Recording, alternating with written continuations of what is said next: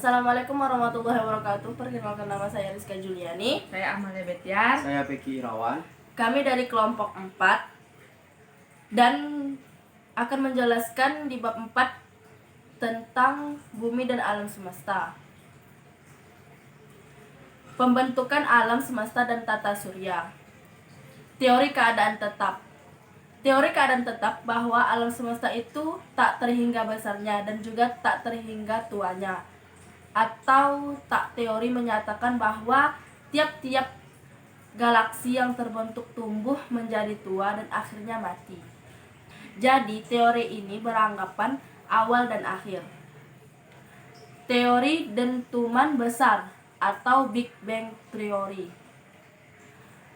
Teori ledakan besar ialah meledaknya massa yang sangat besar dengan dahsyat karena adanya reaksi inti. Alam semesta ini mulanya berasal dari gumpalan superatom yang berbentuk bola api kecil dengan ukuran sangat kecil. Gumpalan superatom inilah yang nantinya meledak dan memuntahkan seluruh isi dari alam semesta. Sekitar 10 pangkat min 34 detik sebelum Big Bang dimulai, ukuran bola api kecil tersebut bertambah hingga mencapai diameter 1,75 cm. Setelah itu, ukuran superatom itu terus bertambah dengan sangat cepat dan tepat pada waktu 0 detik atau waktu mulainya ruang waktu. Terjadilah ledakan maha dahsyat itu. Peristiwa ini terjadi sekitar 15 miliar tahun yang lalu. Teori terbentuknya galaksi. Terdapat 2 hipotesis. 1. Hipotesis Fowler. Galaksi berawal dari suatu kabut gas pijar dengan massa yang sangat besar. Kabut ini kemudian mengadakan kontraksi dan kondensasi sambil terus berputar pada subuhnya. Ada massa yang tertinggal, yakni pada bagian luar dari kabut pijar tadi. Massa itu juga mengadakan kontraksi dan kondensasi, maka terbentuklah gumpalan gas pijar, yaitu bintang-bintang. Bagi yang bermassa besar masih berupa kabut bintang. Dengan cara yang sama, bagian luar bintang yang tertinggal juga mengadakan kondensasi sehingga terbentuk planet. Demikian juga bagian planet terbentuk satelit bulan. Yang kedua, Milky Way. Berbentuk seperti kue cucur. Matahari merupakan salah satu anggotanya. Jarak sekitar 2-3 dari pusat galaksi hingga ke tepiannya. Macam-macam bentuk galaksi, spiral, elip, dan tak beraturan. Tata surya. Tata surya terdiri dari matahari sebagai pusat. Benda-benda lain seperti planet, satelit, meteor-meteor, komet-komet, debu, dan gas antar planet beredar mengelilinginya. Bumi sebagai planet. Bumi adalah planet ketiga dari 8 planet dalam tata surya. Diperkirakan usia bumi mencapai 4,6 miliar tahun. Jarak antara bumi dan matahari adalah 149,6 juta kilometer. Bumi mempunyai lapisan udara, yaitu atmosfer, dan medan magnet yang disebut magnetosfer, yang melindungi permukaan bumi dari angin matahari, sinar ultraviolet, dan radiasi dari luar angkasa. Lapisan udara ini menyelimuti bumi hingga ketinggian sekitar 700 km.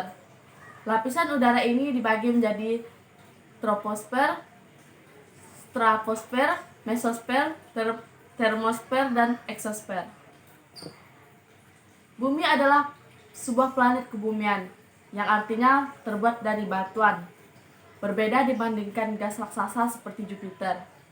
Bumi memiliki kepadatan tertinggi, gravitasi permukaan terbesar, medan magnet terkuat, dan rotasi paling cepat. Bumi juga merupakan satu-satunya planet yang memiliki lempeng tektonik yang aktif. Struktur bumi. Bumi adalah salah satu planet tata surya dalam sistem matahari yang terdapat dalam suatu galaksi yang bernama Galaksi Bima Sakti atau The Milky Way atau kabut putih. Dalam tata surya kita, planet bumi menduduki nomor 3 dari matahari. Selain planet-planet dalam tata surya, ada juga benda-benda angkasa lain dan 200 miliar bintang yang ada pada Galaksi Bima Sakti. Pada sebuah penelitian Galaksi Bima Sakti, ternyata bukan satu-satunya galaksi, namun terdapat ratusan, bahkan jutaan miliaran galaksi lainnya yang mengisi jagat raya ini. Adapun proses pembentukan batuan-batuan terjadi secara bertahap di dalam bumi dan reliefnya berdasarkan dengan zaman sejarah dalam ilmu geologi. Ahli mengidentifikasi struktur bumi berdasarkan klasifikasi struktur dan unsur kimianya. Latar belakang klasifikasi yakni berdasarkan ketika planet bumi telah terbentuk dari massa gas, maka akan lambat laun mengalami sebuah proses pendinginan, sehingga bagian terluar planet bumi berubah menjadi keras. Sedangkan bagian dalam bumi masih tetap, di mana itu merupakan massa zat yang panas dalam keadaan lunak. Pada saat proses pendinginan berlangsung dalam waktu yang menghabiskan jutaan tahun, maka zat-zat pembentuk bumi yang terdiri dari berbagai jenis sifat kimia dan fisikanya telah sempat memisahkan diri berdasarkan dengan perbedaan sifat-sifat tersebut. Dari hasil-hasil penelitian terdapat bagian fisik bumi menunjukkan bahwa batuan-batuan pembentuk sistem tata surya pada bagian planet bumi dimulai dari bagian kerak bumi sampai inti bumi, dengan komposisi kandungan mineral dan unsur kimia yang berbeda-beda. Struktur bumi. Secara terstruktur, berikut adalah penjelasan mengenai struktur bumi. 1. Kerak bumi atau crust. Kerak bumi atau crust merupakan kulit bumi bagian luar atau permukaan bumi. Tebal lapisan kerak bumi mencapai 70 km dan merupakan lapisan batuan yang terdiri dari batuan-batuan dan masam. Lapisan menjadi tempat tinggal bagi seluruh makhluk hidup. Kedua, selimut atau selubung bumi atau mantle.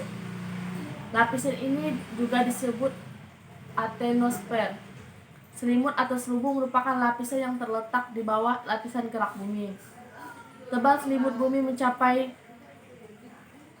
2.900 km dan merupakan lapisan batuan padat. Selimut bumi terdiri dari campuran berbagai bahan yang memiliki bahan cair, padat dan gas dengan suhu yang tinggi. 3. Inti bumi. Inti bumi yang terdiri dari material cair dengan penyusun utama logam besi 90%, nikel 8%, dan lain-lain yang terdapat pada kedalaman 2.900 sampai 5.200 km. Lapisan ini dibedakan menjadi dua, yaitu lapisan inti luar atau outer core dan lapisan inti dalam atau inner core. Lapisan inti luar tebalnya sekitaran 2000 km dan terdiri atas besi cair yang suhunya mencapai 2200 derajat Celcius. Adapun inti bagian dalam merupakan pusat bumi berbentuk bola dengan diameter sekitar 2700 km.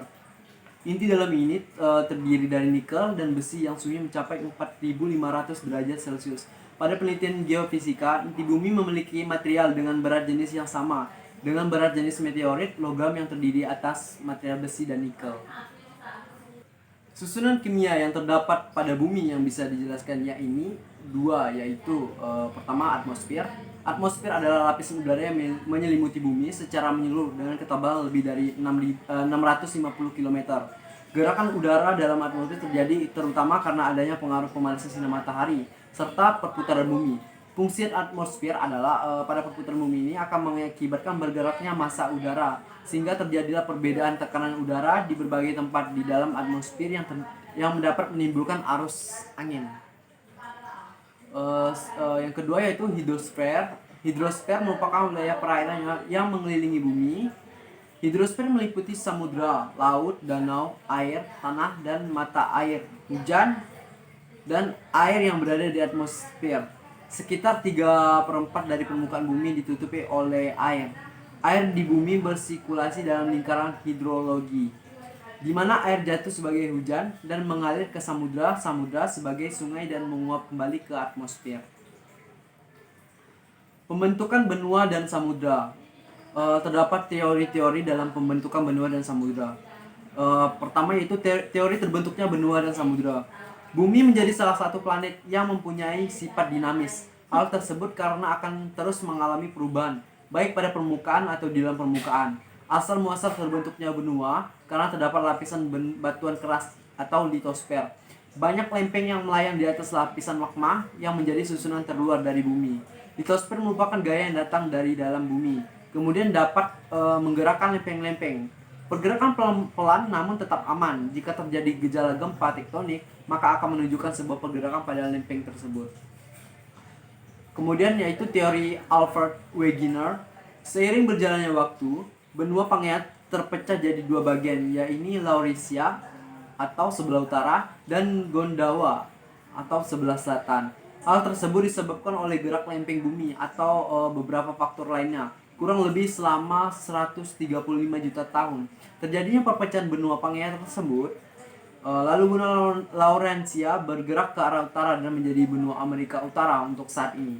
Sedangkan untuk benua Gondwana mulai terpecah menjadi beberapa bagian, antara lain membentuk Amerika Selatan pada bagian barat dan bagian timur, membentuk benua Afrika. Sekian presentasi bab 4 kami. Jika ada kata yang salah, mohon dimaafkan. Sekian dan terima kasih. Assalamualaikum warahmatullahi wabarakatuh.